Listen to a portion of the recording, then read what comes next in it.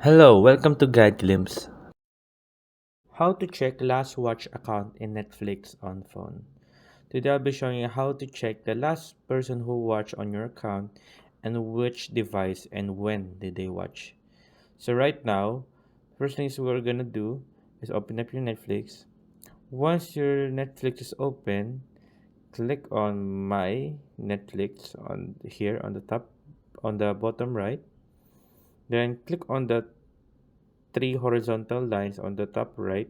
After clicking that, click on account. And once you're here at account, scroll down until you see security and privacy. And once you're here, click on manage, access and devices.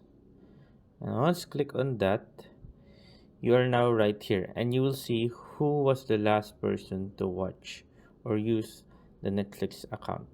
As you can see, the last time they watched was on October 18, 24 at 12:56 p.m.